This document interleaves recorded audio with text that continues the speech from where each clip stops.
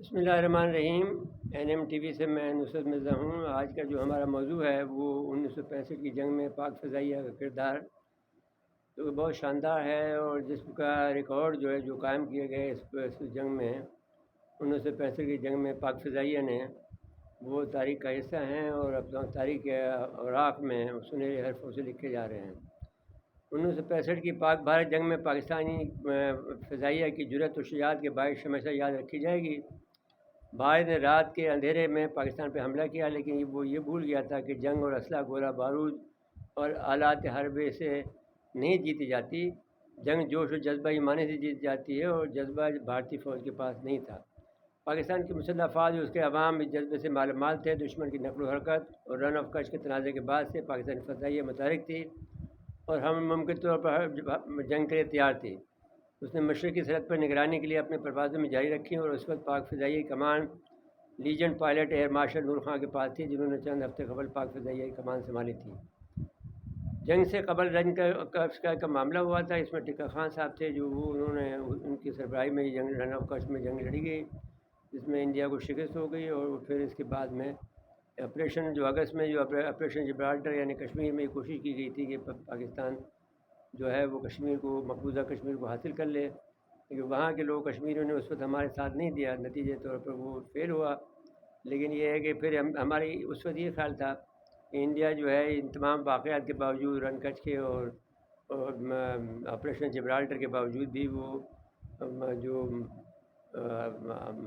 عالمی سرحد ہے کشمیر تک محدود رہے گا، عالمی سرحدوں کو عبور نہیں کرے گا۔ لیکن اس نے غلطی یہ کی کہ وہ لاہور پہ حملہ ہو گیا، اور اس کا یہ خیال تھا کہ وہ جو آج شام کی جو ہے وہ جا کر وہ جم خانہ کے اندر شراب پئیں گے، تو وہ خواب ان کا پورا نہیں ہو سکا، اور وہ بہت بری حالت ان کی ہوئی۔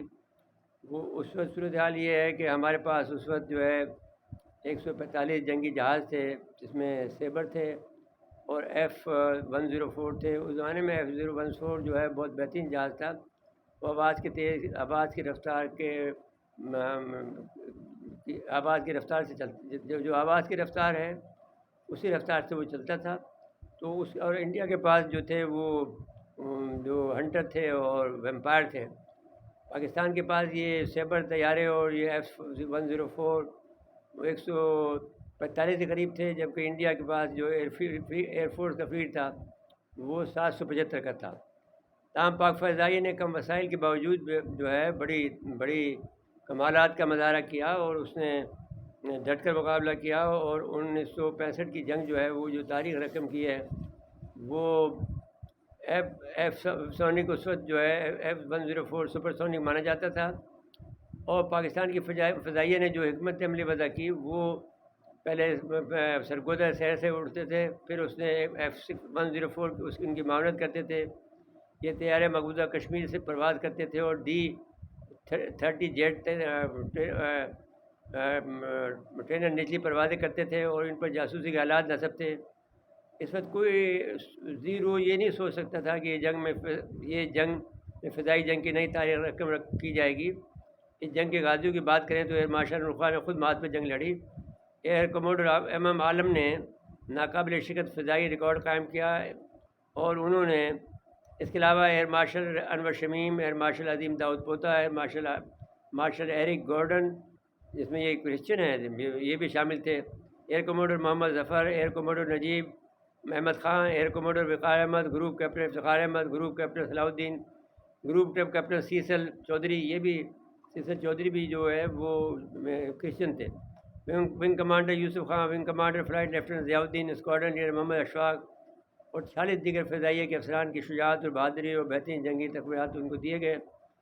اگر 65 کی جنگ کے شہداء کا ذکر کریں تو 1965 کے مارکے میں اسکواڈرن لیڈر سرفراز رفیقی، اسکواڈرن لیڈر محمد اقبال، اسکواڈرن لیڈر علاء الدین، اسکواڈرن لیڈر امتیاز بھٹی، اسکواڈرن لیڈر منیر الدین احمد، فلائٹ لیفٹیننٹ یونس حسین، flight lieutenant Saif Ullah Khan, LACM انور حسین نے جام شہادت نوش کیا۔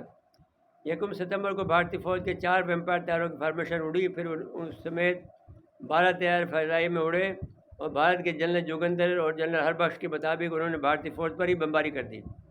یوں بھارتی ایئر فورس کی جنگ کے آغاز ہی ذلت اور ہزیمت کا شکار ہوئی۔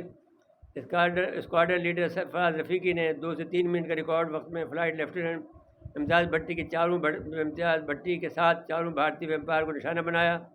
اپنے پہلے مارکے میں انہوں نے چاروں بھارتی ویمپائر جہازوں کو نشانہ بنایا اور اس کے بعد سبب پاکستان فوج کے زمینی دستوں کو اخنور سیکٹر کی طرف پیش قدمی میں سہولت ہوئی۔ 3 جہاز مکمل طور پر تباہ ہو گئے، کو شدید نقصان پہنچا۔ اخنور سے جوڑیاں مقبوضہ کشیر کا داخلی راستہ تھا۔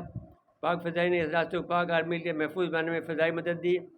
6 سپٹمبر کی صبح الواڑہ ایئر بیس کے حملے کے دوران سرفراز رفیقی کے جہاز میں فنی خرابی ہوئی اور فارمیشن میں پیچھے سے آتے ہوئے اسی اثنا میں ایک بھارتی ہنٹر نے ان کے جہاز کو نشانہ بنایا اور انہوں نے جام شہادت نوش کیا۔ حکومت پاکستان نے انہیں ہلال جرأت اور ستارہ جرأت سے نوازا اور ان کی لاش بھی انہوں نے واپس نہیں کی ہے۔ اتنے تھرڈ کلاس لوگ ہیں۔ گروپ کیپٹن سیسر چودھری نے اسی وقت بھارتی جہاز کو مار گرایا اور بدلہ لے لیا۔ سیسر چودھری نے امرتسر میں بھارت کو بھاری نقصان پہنچایا ہے۔ فلائٹ لیفٹیننٹ حکیم اللہ درانی جو بعد میں پاک فضائیہ کے سربراہ بھی بنے نے فضا میں ایک بھارتی طیارے کو دیکھا تو اس کے طیاروں کو پسرور پر اترنے پر مجبور کیا۔ بھارت کے فلائٹ لیفٹیننٹ برج پال سنگھ کو جنگی قیدی بنا لیا۔ یہ بھارتی طیارہ اس وقت بھی کراچی کے میوزیم میں واٹر ٹرافک کی طرح طور پر موجود ہے۔ اگر غازی ایم عالم کا ذکر کریں تو 1965 کی جنگ میں انہوں نے عالمی فضائی ریکارڈ قائم کیا جس سے وہ آج تک کوئی نہیں توڑ پایا۔ انہوں نے بھارت کے کل 9 طیاروں کو مار گرایا اور 1 منٹ میں 5 طیارے مار گرانے کا ریکارڈ الگ ہے۔ عالم نے پوری فارمیشن کو ٹارگیٹ کیا۔ 6 ستمبر کو پاک فضائی نے پٹھان کوٹ، جام نگر، آدم پور، ہلواڑہ اور کلائی کنڈا اور باغ 2 گروپ کامیاب حملے کے اہداف حاصل کیے۔ 7 ستمبر کو بھارتی ایئر فورس نے 33 حملے کیے لیکن وہ شاہینوں کو کچھ نہیں بگاڑ سکے۔ 1965 کی جنگ میں ایئر چیف، پائلٹس، انجینئر اور دیگر زمینی عملے نے مل کر شب و روز کام کیا اور ملک کا نہ صرف کامیاب دفاع کیا بلکہ دشمن کو ناکو چنے چبوائے۔ تقسیم کے وقت یہ بےمانی کی گئی کہ فورس اور ایئر کا پورا سامان نہیں دیا گیا لیکن کم وسائل کے باوجود بھارت کے حملے کا منہ توڑ جواب دیا گیا۔ اس جنگ کے پہلے 2 دنوں میں بھارت کے 35 جہاز تباہ ہو گئے تھے۔ پاک فضائی نے بھارت کے کل 110 طیارے مار گرائے۔ ہر سال 7 ستمبر کو یوم فضائیہ ان شہداء اور غازیوں کی یاد منایا جاتا ہے جنہوں نے اپنی جان کی بازی لگا کر ملک قوم کا دفاع کیا اور بھارت کے لاہور اور سیالکوٹ پر قبضے کے خواب کو خاک میں ملا دیا۔ شہید سرفراز محمد رفیقی اور یونس حسین شہید جیسے جانباز پائلٹ کے جسدی خاکی بھی بھارت نے واپس نہیں کیے اور بھارت میں ہی مدفون ہے۔ شاہینوں کا جذبہ آج بھی تازہ دم ہے اور اس کی جھلک ہم 27 فروری 2019 کو بھی دیکھ چکے ہیں۔ تو ناظرین کرام اس سے اندازہ لگا لیں کہ پاک فضائیہ، پاک بحریہ اور ابھی یہ باقی ہے جو چونڈا کا ذکر کریں گے تو چونڈا میں بھی جو پاکستانی فوج نے جو قربانیاں دی ہیں اور جس طرح سے ان کو ناک چنے چبائے ہیں اور ان کو اپنی جگہ سے ہلنے نہیں دیا ہے اس کا بھی ذکر کریں گے۔ تو آپ ناظرین کرام یہ دیکھ سکتے ہیں کہ یہ جو بھارت 1965 کی جنگ میں بھارت مکمل طور پر ناکام ہوا اور اس کا جو ہے باقاعدہ اقرار کیا ہے وزیر دفاع جو اس وقت کے تھے انہوں نے اپنی کتاب میں جو کہ 1965 کی جنگ پاک انڈیا وار کے اندر انہوں نے اپنی ڈائری میں لکھا ہے کہ جو یہاں کا بری فوج کا جو کمانڈر تھا وہ بری حالت میں تھا کہ اس کے بیج اتر گئے تھے، اس کے شیپ بڑا ہوا تھا، وہ گنے کے کھیت میں اس کا جو بوٹ تھے وہ لتڑے ہوئے تھے کیچڑ میں اور خوف کی وجہ سے اس نے اپنے جو بلے کبھی نہیں اتارے جاتے ہیں وہ اسے اتار رکھے تھے کہ کہیں وہ ہمارے فوجی جو ہیں وہ ان کو گولی نہ مار دیں۔ اس کو ہندوستانی سمجھ کر وہ اپنی جیپ چھوڑ کے بھاگا تھا۔ وہ جیپ بھی ہمارے قبضے میں آئی، وہ اس وقت چل رہی تھی۔ اس کے علاوہ اور بھی جو سیالکوٹ سیکٹر تھا وہاں بھی ہماری کامیابی ہوئی۔ یہ کہتے ہیں وہاں کے جو وزیر دفاع ہیں اور جنرل چودھری جو اس وقت چیف آف آرمی صاحب تھے وہ بھی خوفزدہ تھے۔